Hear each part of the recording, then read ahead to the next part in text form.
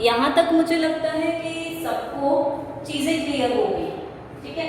Mouth cavity का अब हम अगर बात करते हैं यहाँ पर, तो माउथ कैविटी के जस्ट भाग तीसरा भाग यहाँ पर आएगा, जिसे हम बोलते हैं फेरिंक्स, ठीक है। फेरिंक्स भाग माउथ कैविटी से खुलता है। अब फेरिंक्स भाग की अगर हम बात करें, पहली बात तो हमने ये बोली कि यहाँ पर वोमेनाइड टीथ के पास इंटरनल नेसल अपर्चर उपस्थित रहते हैं, ठीक है। यहाँ पर मैक्सिला भाग में मैक्सिलरी टीथ भी उपस्थित रहते हैं, ठीक है। तो यहाँ पे हम बात करेंगे सबसे पहले फेरिंक्स में कि इंटरनल नेजल अपर्चर यहाँ पर उपस्थित रहेंगे, किसके साथ? वोमेराइन टीथ के साथ, क्योंकि वोमेरस भाग में ये टीथ पाए जाते हैं, इसलिए वोमेराइन टीथ रहेंगे। अब जब फ्रॉग को अपना भोजन निगलना होता है, ठीक है, जब भी फ्रॉग को अपना भोजन निगलना होता है, तो ये जो आई स्पॉट्स हैं ये क्या होते हैं? बल्ज आउट हो जाते हैं, जिससे कि वो भोजन अपना आसानी से निगल पाते हैं, ठीक है। तो ये आई वाली जो स्पेसेस है यहाँ पर इनमें बल्जिंग होती है, फूल जाती है, जिससे भोजन में निगलन हो सके, ठीक है। इसी के साथ हम यहाँ देखते हैं कि यूस्टैकियन ट्यूब यहाँ उपस्थित रहती है दोनों तरफ, ठीक है। ये कर्ण जो होता है, कान वाला जो भाग होता है, उसके जस्ट पास में ही खुलती है। तो ईयर भाग के पास में इनकी ओपनिंग है, यहाँ पे ये खुलती है। और जब हम बात करेंगे यहाँ पर, तो यहाँ पर गलेट भाग उपस्थित रहता है इनमें। गलेट की जस्ट ऊपर की तरफ जो है,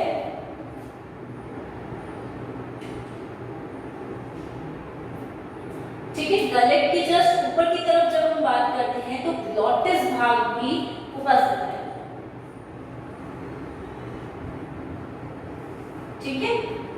मैंने बाई चांस गलती से यहाँ गलेट लिख दिया, होना यहाँ ग्लॉटिस चाहिए, दोनों जगह गलेट लिख दिया। तो ग्लॉटिस भाग यहाँ पर उपस्थित रहता है और इसकी जस्ट ऊपर की तरफ गलेट भाग उपस्थित रहता है।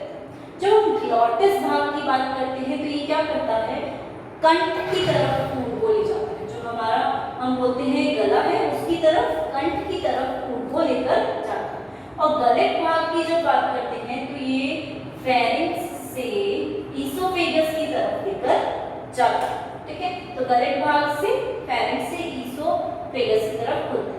अब मेल्स के अंदर, नर के अंदर हम देखते हैं कि इनके जस्ट नीचे की तरफ गले वाले भाग में वोकल सैक या वाक्कोश उपस्थित रहते हैं, और उन वाक्कोश की उपस्थिति के कारण वो आवाज निकालते हैं। फीमेल्स में ये देखने को नहीं मिलेंगे वोकल सैक्स, लेकिन यहाँ पर मिलेंगे, जिनके कारण उनकी आवाज हमें देखने को मिलती है, सुनने को मिलती है, टर टर करके, जो बारिश के टाइम पे, वर्षा ऋतु के टाइम पे हमें ज्यादा दिखता है। तो हमने बोला गलेट भाग है, और इसी के साथ ग्लॉटिस भाग है, जो कि कंठ की तरफ आगे की ओर खुलता है। अब चौथे भाग फेरिंक्स डायरेक्ट ओपन कहाँ होगा? ईसोफेगस में, ठीक है। इसकी ओपनिंग जो होगी वो ईसोफेगस में ही होगी। और ईसोफेगस कैसी संरचना है? पतली संकरी संरचना है, ठीक है। नाल नलिका रूपी है, ट्यूब्यूलर संरचना है, और इसी के साथ ये पतली भी होगी। तो हम बोल सकते हैं थिन ट्यूब्यूलर लॉन्ग संरचना उपस्थित रहती है, जिसके आसपास हम लिवर लोब्स देखने को मिलती है। लिवर की लोब्स यहाँ उपस्थित रहती है। अब राइट, जब हम इसकी बात करते हैं ईसोफेगस की, तो हम यहाँ पर बोलते हैं कि इसके अंदर की तरफ क्या उपस्थित रहती है? म्यूकस ग्लैंड्स उपस्थित रहती है, ठीक है। श्लेष्म जो है वो उपस्थित रहते हैं, ये ग्रंथियां उपस्थित रहती हैं जो श्लेष्म का श्रावण करती हैं और ईसोफेगस से फूड को नीचे आसानी से ले जा पाती है। क्योंकि म्यूकस है तो वो भोजन के साथ मिलकर भोजन को आसानी से नीचे की तरफ ले जा सकता है। इसी के जस्ट बाद कौन सा भाग होगा? स्टमक होगा, ठीक है। अब जब स्टमक भाग की बात करते हैं, अमाशय की बात करते हैं, तो यहाँ पर हम देखते हैं पहली बात तो गैस्ट्रिक ग्लैंड उपस्थित होगी। ठीक है, गैस्ट्रिक ग्लैंड्स जो होती, जठर ग्रंथियां जो होती है वो उपस्थित रहेगी, जिससे कि पाचन क्रिया आसानी से हो सके। ठीक है, दूसरी चीज जो स्टमक में होती है, ये स्टमक दो भागों में विभक्त रहता है। एक तो हो गया हमारा कार्डियक भाग, एक हो गया पाइलोरिक भाग। ठीक है, कार्डियक भाग और पाइलोरिक भाग दो भागों में यह विभक्त रहता है। और पाइलोरिक भाग नीचे की तरफ होता है, तो जब ये नीचे की तरफ कहाँ खुलेगा, इंटेस्टाइन में, आंत्र में खुलेगा, तब हम देखते हैं कि यहाँ पर एक वाल्व उपस्थित रहता है, एक सक्रिय सी संरचना रहती है जो कि वापस से भोज्य पदार्थ को ऊपर नहीं आने देती, उसको हम बोलते हैं पाइलोरिक वाल्व।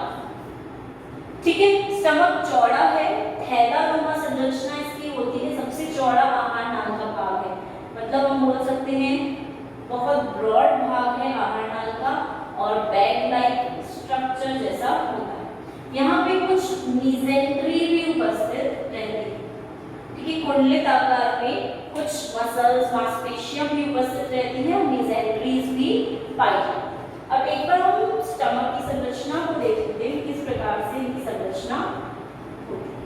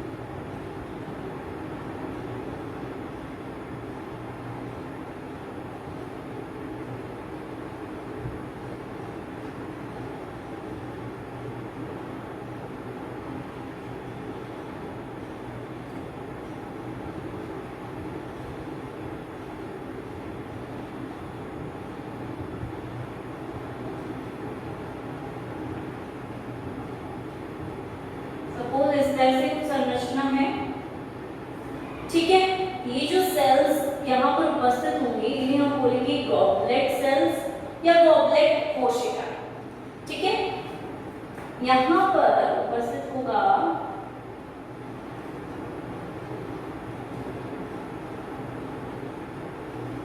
लेमिना प्रोप्रियम,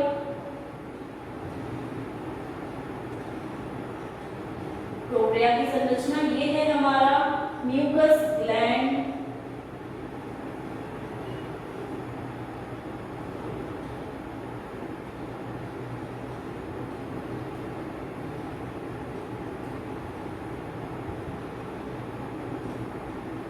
ये है मस्क्यूलरिस म्यूकोसा लेयर हो जाएगी।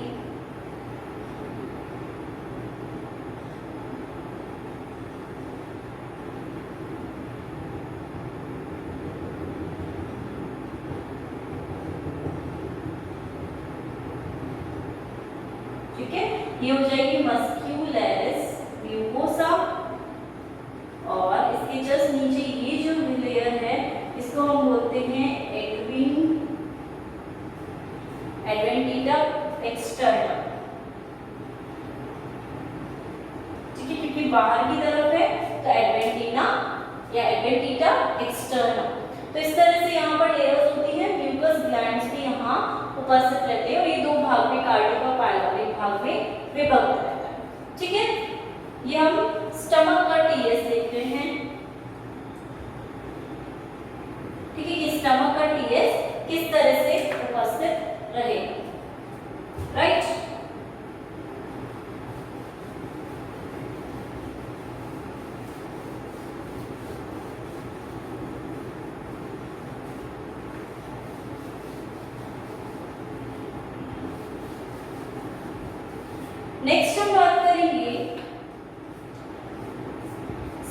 संरचना की स्टमक के जस्ट बाहर क्या आता है, इंटेस्टाइन। ठीक है, स्टमक के जस्ट बाद की तरफ इंटेस्टाइन भाग यहाँ पर खुलेगा। और इंटेस्टाइन भाग में हम क्या देखते हैं, सबसे पहले इसकी संरचना देख लेते हैं।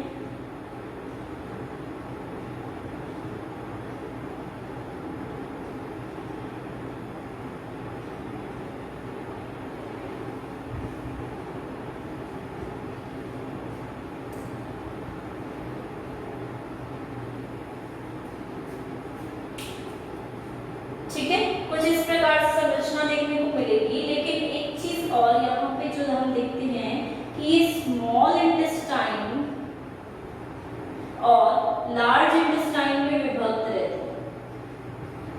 ठीक है, जब स्मॉल इंटेस्टाइन की बात करते हैं तो ये 30 सेंटीमीटर के अप्रॉक्स होती है और स्मॉल इंटेस्टाइन दो भागों में विभक्त रहती है। एक तो होगी डियोडेनम जो कि 5 सेंटीमीटर के आसपास हो सकती है और दूसरी होगी इलियम जो कि 25 सेंटीमीटर के आसपास होती है।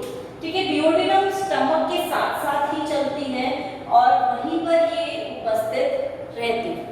ठीक है, यू आकार में स्टमक जैसे चलता है वैसे ही ये चलता है। और जब हम इलियम भाग की बात करेंगे तो ये काफी लंबी संरचना है और मोटे 25 सेंटीमीटर के आसपास होती है और बिल्कुल पतली सी संरचना।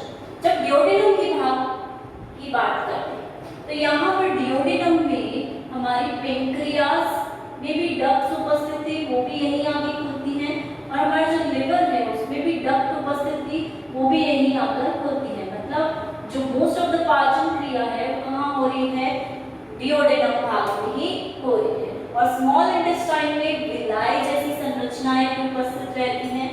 ठीक है, तो ऐसी संरचनाएं यहाँ पर देखने को मिलेगी। अब इलियम के जस्ट भाग, इलियम किसमें खुल रहा है, लार्ज इंटेस्टाइन में। तो लार्ज इंटेस्टाइन में भाग उपस्थित होता है रेक्टम। ठीक है, रेक्टम थोड़ा सा चौड़ा भाग होगा और नीचे की तरफ ये खुलता है एक अपर्चर द्वारा, एक छिद्र द्वारा, जिसे हम बोलते हैं क्लोकल अपर्चर, उसके द्वारा ये यहाँ पर खुलता है। ठीक है, तो इस तरह से इंटेस्टाइन यहाँ पर प्रेजेंट रहती है। ज्यादा डेवलप नहीं है लेकिन इस तरह से संरचना देखने को मिलती है और इनमें मीसेंट्रीज भी उपस्थित रहते हैं।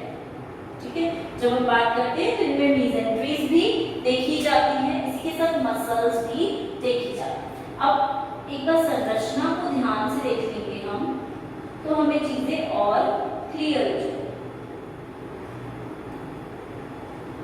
ठीक है, इस तरह से टीएस काटा है हमने इंटेस्टाइन का।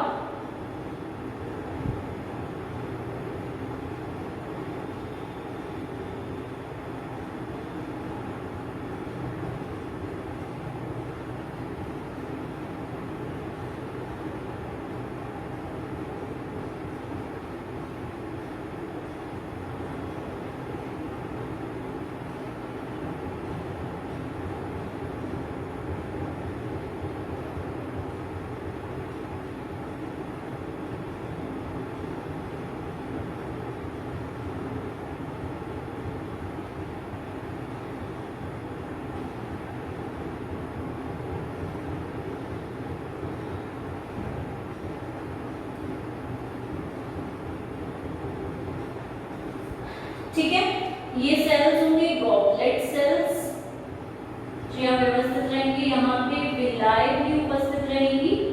ठीक है, माइक्रोविलाय सूक्ष्म रसायनों भी उपस्थित रहेंगे। इसी के साथ यहाँ पर हम देखेंगे लेमिनिया प्रोप्रिया या लेमिना प्रोप्रिया जो है वो भी उपस्थित रहेगी, झिल्ली मेम्ब्रेन, और उसी के जस्ट नीचे की तरफ बेसमेंट मेम्ब्रेन देखने को मिलेगी। ठीक है, बेसमेंट मेम्ब्रेन इसके जस्ट नीचे की तरफ देखने को हमें मिलती है। अब नीचे की तरफ बात करते हैं तो यहाँ पर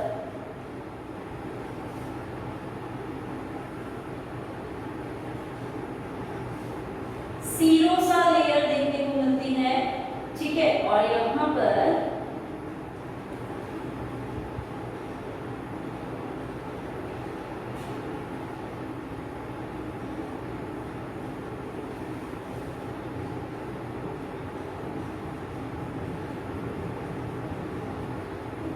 सर्कुलर मसल देखने को मिलती है, वृत्ताकार जो मांसपेशियां होती हैं, और नीचे की तरफ लॉन्गिट्यूडिनल मसल्स देखने को मिलेंगे। ठीक है, अब बीच वाले भाग की जब हम बात करते हैं तो यहाँ पे हमें ब्लड वेसल्स दिखती हैं। ठीक है, ब्लड वेसल्स, और इस भाग को हम बोलते हैं सब म्यूकोसा भाग। ठीक है, इसके ऊपर जस्ट यहाँ पे म्यूकोसा लेयर देखने को मिलती है। तो इस तरह की संरचना यहाँ पर उपस्थित रहती है इंटेस्टाइन में, जहाँ पर विलाय भी देखी जाती है। ठीक है, और अगर यही चीज हम स्टमक पे बात करते हैं तो वहां पर गैस्ट्रिक जूसेस, यहाँ पे जो हमने बनाई थी ना, कौन सी गॉबलेट सेल्स बनाई थी, उसी के जस्ट ऊपर की तरफ गैस्ट्रिक ग्लैंड्स भी उपस्थित रहेंगे। ठीक है, और ऊपर की तरफ पिट भी होगी, क्योंकि हमने बोला स्टमक में गैस्ट्रिक जूसेस का स्राव होता है, और इंटेस्टाइन में, स्मॉल इंटेस्टाइन के डुओडेनम भाग में इन दोनों से जूसेस यहाँ पर आते हैं। तो यहाँ हम कंप्लीट करते हैं लार्ज इंटेस्टाइन, रेक्टम और क्लोकल, अपर्चर का क्लोका भाग। तो ये डाइजेस्टिव सिस्टम इनका ऐसे कंप्लीट होता है। देन इनकी बात होती है डाइजेस्टिव ग्लैंड्स की। ठीक है, डाइजेस्टिव ग्लैंड्स भी यहाँ देखने को मिलेंगे, अलग अलग प्रकार के हो सकते हैं। इसमें सबसे पहली बात करते हैं हम लिवर।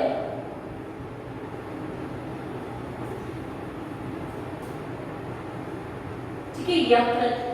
पहली बात तो यकृत उपस्थित कहाँ था, हमने देखा था ईसोफेगस के आसपास ये उपस्थित है। ईसोफेगस के आसपास उपस्थित होने के साथ साथ हमने ये भी देखा कि इसकी पोजीशन जो है, प्लेस जो है, ये कहाँ पर है, फेफड़ों के आसपास है। ठीक है, लंग्स के आसपास कहीं पर ये प्रेजेंट है। ये हम बोलेंगे 3 भागों में विभक्त रहते हैं, 3 लोब होते हैं। ठीक है, 3 पिंडों में विभक्त रहते हैं, जिसे हम बोल सकते हैं right, left and median. Right, left, median. ठीक है, बीच में जो होगा वो मीडियम लोब पिंड, बाकी बायां और दायां पिंड। मीडियम पिंड थोड़ा सा हम बोल सकते हैं चौड़ा होता है, और इसी से गॉल ब्लैडर भी अटैच है। ठीक है, पित्ताशय जिसे कहते हैं अटैच रहता है, जो कि ग्रीन कलर का होता है, और इसके अंदर बाइल जूस उपस्थित रहता है, वो भी ग्रीनिश कलर का ही होता है। ठीक है, बाकी लिवर की अगर हम बात करते हैं तो ये होता है ब्राउन रेड कलर। ठीक है, लेकिन इसके अंदर क्या होती है, हेपेटिक डक्ट्स होती हैं। ठीक है, वो लेकर आती है बाइल जूस को यहाँ तक, और यहाँ से फिर स्मॉल इंटेस्टाइन तक जाता है। तो ये चीज लिवर की क्लियर हो गई हमें, 3 लोब्स में है, गॉल ब्लैडर है वहां पे अटैच्ड। इसकी संरचना देख लेते हैं।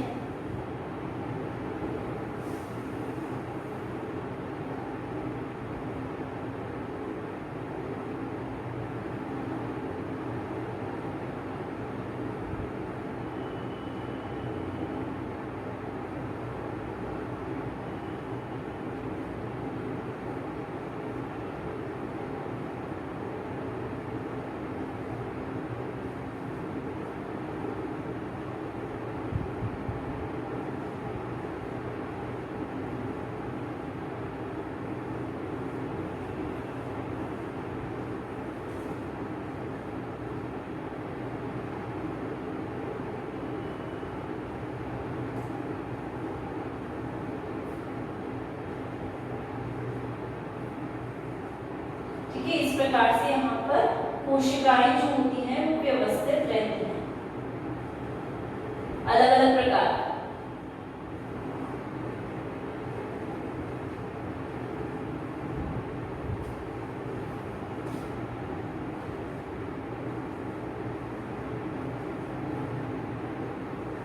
जो कि आसानी से देखने को मिल जाती है। ठीक है, तो इन कोशिकाओं की भी हम बोलते हैं एक संरचना होती है निश्चित, उसी संरचना में ये रहती है व्यवस्थित। ठीक है, पॉलीहेड्रल सेल्स उपस्थित है। ठीक है, पॉलीहेड्रल मीन्स बहुत सारी साइड्स इनके अंदर उपस्थित रहेगी और हमने बनाया है टीएस लिवर। राइट, अब इन्हीं के बीच में हम कहीं देखेंगे कि साइनोसॉइड्स जो होते हैं वो उपस्थित है। ब्लड साइनोसॉइड्स उपस्थित है।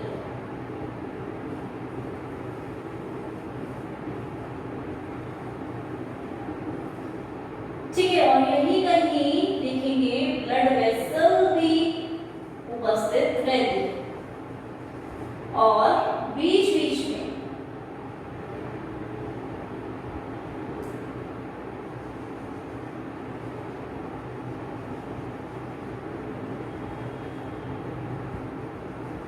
ये जो पॉलीहेड्रल कोशिकाएं हैं इनके बीच बीच में हमें देखने को मिलता है हेपेटिक डक्ट्स। ठीक है, इनके सेल्स को हम हेपेटिक सेल्स भी बोलते हैं और इनके बीच में जो डक्ट्स हैं उन्हें हम हेपेटिक डक्ट्स बोलते हैं, जो कि बाइल जूसेस को या जो जूस होते हैं, रस होते हैं, पित्त रस जो होते हैं उनको लेकर जाती है ड्यूओडेनम भाग तक। तो ठीक है, ये फर्स्ट हुआ लिवर का संरचना, लिवर की structure as a digestive gland की तरह। ऑलराइट, जब हम सेकेंड डाइजेस्टिव ग्लैंड की बात करते हैं तो वो हमारे पास आता है पेनक्रियास। ठीक है, और पेनक्रियास दो नेचर के होते हैं, एक तो एक्सोक्राइन नेचर के और एक एंडोक्राइन नेचर। एंडोक्राइन मतलब वहां पे कोई भी डक्ट उपस्थित नहीं है, अंतःस्रावी प्रकार के हैं, और जो पेनक्रियास होते हैं वो येलो कलर कुछ पीले रंग जैसे होते हैं। ठीक है, पीले रंग जैसी इनकी संरचना देखने को मिल जाती है आसान से। अब स्ट्रक्चर लेते हैं पेनक्रियास का, कैसी संरचना होती है।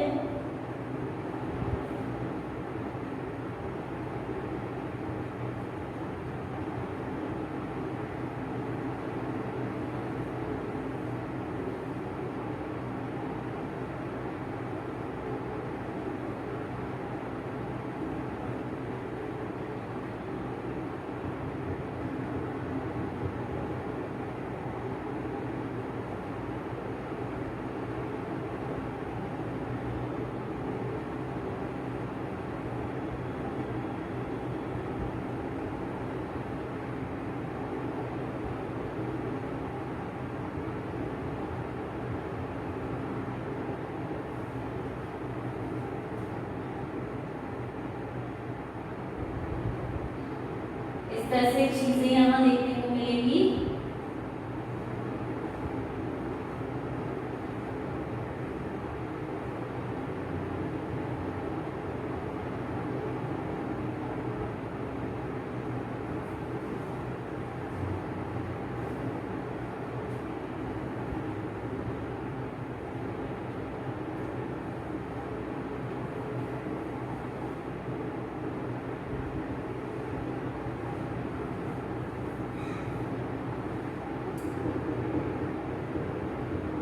ठीक है,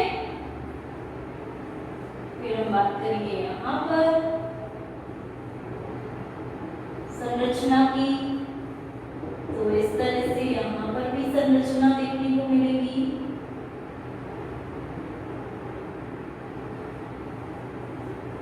ठीक है, पहली बात तो इन सेल्स को हम बोलते क्या हैं, एकिनाई सेल्स।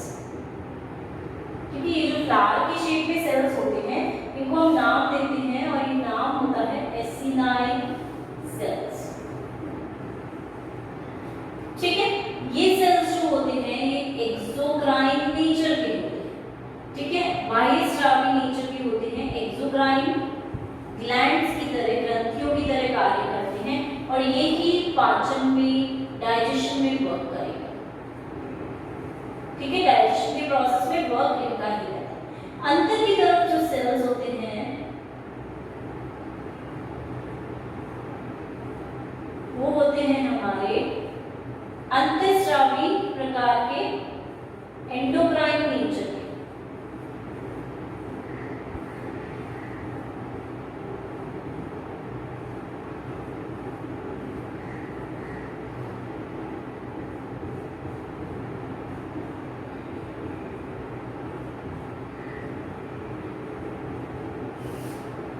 ये हो गया कनेक्टिव टिश्यू, संयोजी ऊतक, ठीक है। ये लोब्यूल्स हो गई सेल्स की, ठीक है। इन सेल्स को हम बोलेंगे इस्लेट्स ऑफ लैंगरहन, जो कि कैसे हैं, एंडोक्राइन नेचर के, एंडोक्राइन ग्लैंड्स, ठीक है। और इन्हीं में बीच में कहीं कहीं ब्लड वेसल्स भी उपस्थित रहते हैं इस तरह से, ठीक है। तो यहाँ पे ब्लड वेसल्स भी देखी जाती है। तो हमने बोला डाइजेशन में ये जो लोब्यूल सेल्स हैं बाहर की तरफ जो व्यवस्थित हैं वही काम आते हैं और वही एक्सोक्राइन प्रकृति के होते हैं। दूसरी बात, जब पेनक्रियास से जूसेस निकलते हैं, रस निकलते हैं, तो कहाँ से, किस वेसल के थ्रू जाते हैं, हेपेटोपेनक्रियाटिक वेसल, ठीक है। ये वाली जो वेसल होती है इसके थ्रू ये डिओडेनम में, जो हमारी स्मॉल इंटेस्टाइन है उसके अग्र भाग में जाते हैं। ये तो बात हुई डाइजेशन ग्लैंड्स की। अब बात करते हैं डाइजेशन प्रोसेस की, ठीक है, कि डाइजेशन प्रोसेस किस प्रकार से यहाँ होता है। पहले हमने पूरा क्या पढ़ा इनका, आहार नाल कैसी है, फिर ग्लैंड्स को देखा, अब हम देख रहे हैं डाइजेशन। पहली बात तो पेनक्रियास प्रेजेंट कहाँ थे, स्टमक और इंटेस्टाइन के बीच में हमने देखा था, वहां उपस्थित। अब माउथ से डाइजेशन, माउथ से फेरिंक्स में जाएगा फूड, फेरिंक्स से ईसोफेगस में जाएगा, ईसोफेगस से स्टमक में जाएगा, ठीक है। स्टमक में क्या होगा, गैस्ट्रिक जूसेस हैं तो वहां से पेप्सिनोजन और HCl ये दोनों मिलकर कार्य करेंगे और थोड़ा बहुत भोजन को तोड़ देंगे।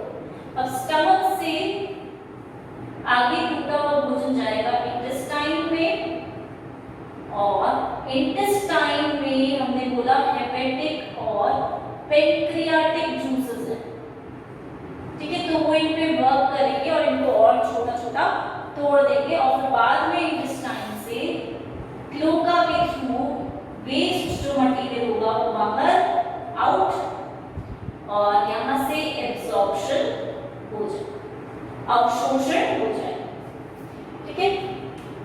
तो एक चीज जो हमें देखने को मिली कि इन तीनों भाग में कोई डाइजेशन नहीं होता, सिर्फ यहाँ पे क्या होता है, श्लेष्म में म्यूकस का सिक्रीशन होता है ताकि जो भोज्य पदार्थ है, ठीक है, ताकि जो भोज्य पदार्थ होता है उसको गीला कर दिया जाए और वो आगे की तरफ आसानी से जा सके।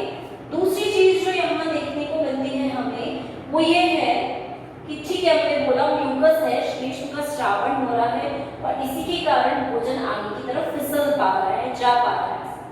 लेकिन जब स्टमक इस पे वर्क कर जाता है, ये एंजाइम्स इस पे वर्क कर जाते हैं, तो ये किस पे बदल जाता है, काइन में बदल जाता है, और काइन में बदलने के बाद वो क्रीमी पेस्ट जैसा हो जाता है जो आगे की तरफ इंटेस्टाइन में आसानी से जा सकता है। दूसरी चीज, पेप्सिनोजन जो है वो किस पे वर्क करेगा, हमारे पेप्सिनोजन तो असक्रिय है, ये सक्रिय अवस्था में आएगा, पेप्सिन में HCl ही इसे सक्रिय अवस्था में लाएगा और फिर ये किस पे वर्क करेगा, प्रोटीन्स पे इसका वर्क रहता है मोस्टली, ठीक है, प्रोटीन्स को तोड़ने का कार्य करता है। तो ये बात थी हमारे फ्रॉग के डाइजेशन की, किस प्रकार से फ्रॉग के अंदर डाइजेशन सिस्टम चल रहा है।